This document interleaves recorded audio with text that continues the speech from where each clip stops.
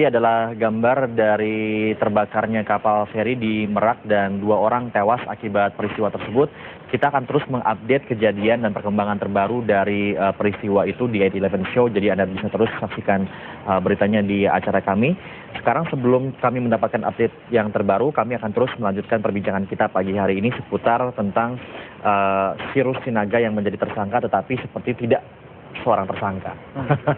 Karena kalau kita lihat banyak aktor-aktor lain begitu ya, begitu jadi tersangka ditahan, Nah ini Sirus ini nggak seperti itu, ada treatment khusus gitu. Artinya dia punya bargaining yang tadi saya bilang luar biasa. Bargaining apa yang disebut sama Sirus? Nah ini yang kalau kaitan dengan Sirus, kita akan mengkaitkan 2 hal, kasus Gayus sendiri dan kasus Antasari. Kita khawatir bahwa dia punya rahasia-rahasia tertentu yang dia bilang kartu trufnya itu. Kemudian yang kedua dalam konteks Gayus Tambunan, kalau kita lihat dari konstruksi surat itu kan atas nama Jaksa Agung Muda Tindak Pidana Umum. Artinya kita khawatir bahwa apa yang dilakukan oleh Sirus itu sebenarnya diketahui atau tanda kutip dapat persetujuan, diduga mendapat persetujuan dari atasan. Dari atasannya. Artinya kalau Sirus ini diproses gitu, kekhawatiran ini akan merembet kemana-mana. Khususnya melibatkan pejabat-pejabat di lingkungan Kejaksaan Agung gitu. Nah di sisi yang lain, tadi ada proses bargaining itu yang muncul artinya ketika Sirus dan Poldak diproses. Nah Kejaksaan akan meminta perlakuan yang sama bagaimana dengan Elman Ilyas dan sebagainya. Nah, tapi di sisi yang lain kita melihat bahwa ketika proses penegakan hukum itu melibatkan penegak hukum, biasanya hukum tidak akan tegak. Hukum akan menjadi lembek gitu ya. Proses malah menjadi lembek gitu. Dari banyak kasus yang kita cermati bagaimana mekanisme seharusnya seorang oknum penegak hukum ini di proses pidana itu hanya dieliminir menjadi proses administratif, cukup dikasih sanksi copot atau dimutasikan itu dianggap selesai gitu. Nah ini kan proses yang tidak adil. Kalau gitu sekarang gunanya Sirus tetap jadi tersangka apa dong kalau begitu Bang? Oh penting betul karena secara teknis sebenarnya kan Sirus dengan penyidik ini dalam hal ini Edmond dan Raja Erisman penting karena ini kan yang menjalankan secara teknis seluruh proses ini. Tapi menurut saya penjelasan Emerson sebenarnya memperlihatkan problemnya bukan cuma di titik orang-orang yang menjalankan tugas ini. Problemnya sudah di institusional menurut saya. Jadi kalau ini inilah makanya saya menginginkan supaya Presiden turun tangan karena kedua-duanya sudah menjadi bagian dari permainan mafia. Kalau tidak ada atasannya yang memang bisa memecahkan deadlock penegakan hukum ini, maka inilah kemenangan mafia. Masalahnya kan sekarang kita udah tahu kalau turun tangan Presiden udah nggak mau begitu. Jadi mau gimana lagi dong? Ya kalau Presiden yang nggak mau turun tangan ya rakyatnya turunkan Presiden kalau udah kayak begitu. Karena sekali lagi ya bukannya apa-apa. Kita tidak bisa sebagai bangsa ya kalah melawan mafia hanya gara-gara deadlock 2 institusi yang isinya penjahat seperti ini. Menurut saya nggak bisa. Betul, kuncinya ada di Presiden. Artinya kalau Presiden tanda kutip tidak tegas atau membiarkan proses ini berlarut-larut, ini akan lagi-lagi akan seperti lingkaran setan. Ini hanya muter-muter di Gayus dan kawan-kawan saja, tapi tidak maju-maju ke yang lain. Nah sisi yang lain, apakah untung Sirus diproses? Saya pikir jadi catatan. Karena yang dijerat hanya kasus pidananya, KUHP, pemalsuan surat. Tapi proses suap menyuapnya tidak dilakukan. Dan kita melihat ada saling lempar tanggung jawab antara polisi dengan jaksa. Ketika kasus ini sebenarnya menurut kita bisa ditangani oleh kejaksaan lempar itu ke polisian.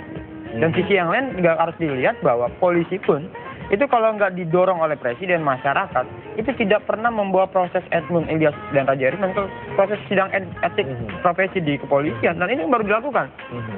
Artinya ada perlakuan diskriminatif, ada kesan bahwa ada upaya proteksi sebenarnya yang dilakukan oleh kepolisian jaksa terhadap oknum-oknum pejabat di lingkungan Kejaksaan Agung maupun di kepolisian. Ya, apalagi Gayus juga sempat mengatakan kan bahwa nama Sirus itu disebut terus oleh Gayus tapi tidak pernah ditindak memang karena Sirus ini punya kartu trufnya. Betul, bahkan di persidangan muncul sejumlah nama Jaksa Agung Muda, Jaksa Agung Muda yang lain betul.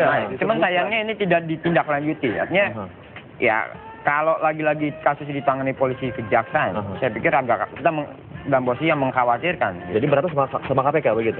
Harapannya KPK tapi dengan catatan. Saya pikir penyidik dari polisi saya pikir harus dikeluarkan di situ. Karena mereka punya konflik kepentingan gitu. Karena KPK tanda kutip menurut kita tidak 100% independen karena penyidiknya juga diperbantukan dari kepolisian. Bagaimana caranya jika memang tidak ada penyidik dari kepolisian di KPK? Ini susah juga. Iya, di sinilah pentingnya presiden. Karena begini, nggak semua polisi dan jaksa kan rusak, ya kan kotor gitu. Tapi jangan dibiarkan pemimpin-pemimpin yang ada sekarang ini begitu saja melanjutkan proses ini, karena mereka bagian dari masalah. Karena itu atasannya langsung ya dipimpin oleh presiden. Ini presiden nih, Ya, atasannya. presiden. Berarti Kapolri dan Jaksa Agung berkoordinasi dengan presidennya untuk membersihkan dan memilih Oke. polisi dan jaksa yang bersih, yang tidak terlibat di masa lalu. Karena Untuk menurut saya, tanganin kasus ini. iya, karena orang-orang yang terlibat dalam penyidikan dan penuntutan kasus-kasus di masa lalu kan bagian dari mafia. Menurut saya Iya, ini iya. udah terang benderang seperti itu. Baru setelah itu dia mengkonsolidasi diri bersama dengan KPK supaya KPK-nya yang lead memimpin. Kasus-kasus yang di luar korupsi dan money laundry yang di luar aparatur negara barulah ditangani oleh polisi dan jaksa. Jangan seperti yang dibiarkan sekarang, ini berkas perkaranya mau dilanjutin. Akhirnya nanti presidennya dibohongin lagi dan dia akan terkena permintaan pertanggungjawaban dari masyarakat, karena ini sekarang masyarakat terbuka sekarang ya. Partai-partai ini juga hati-hati karena sekarang ini terlihat mereka juga mulai banyak yang kelihatan jelas sikap-sikapnya. Padahal kita membutuhkan satu kekuatan yang sangat besar di negara ini di bawah pimpinan Presiden Negara Republik Indonesia. Sekali lagi, Presiden Negara Republik Indonesia, bukan Presidennya Partai Demokrat, untuk melawan mafia ini supaya kita punya masa depan. Oke, terakhir nih Bang Emerson, kesimpulannya presiden konkretnya itu harus seperti apa step 1, 2, 3, 4? Pertama dia harus bikin inpres. Inpres membatalkan inpres sebelumnya gitu. Inpres yang memerintahkan Kapolri dan Jaksa Agung menyerahkan kasus Gayus ini kepada KPK. Oke. Dan kemudian yang kedua, butir kedua adalah meminta Kapolri Jaksa Agung membersihkan internal polisi dan jaksa dari praktek mafia-mafia hukum ini. Karena sepanjang ini tidak dilakukan, kita akan jadi mimpi di siang bolong, kasus Gayusnya akan selesai dituntaskan. Jadi kuncinya lagi-lagi ini Ada di presiden. begitu ya, Ya. presiden turun Dan- tangan. Iya, dan dia harus pimpin anak buahnya yang memang bisa membantu dia membongkar kasus mafia ini. Kalau dibilang nggak bisa intervensi gimana? Nah, persis kalau dia terus-menerus bilang ada dua ya, ini yang bikin saya marah lagi nih jadinya. Kalau dia terus-menerus bilang intervensi, kemudian kalau kasus ini dibongkar terjadi instabilitas, saya mau mengatakan ya berarti dia juga bagian dari problem mafia hukum dan mafia pajak ini.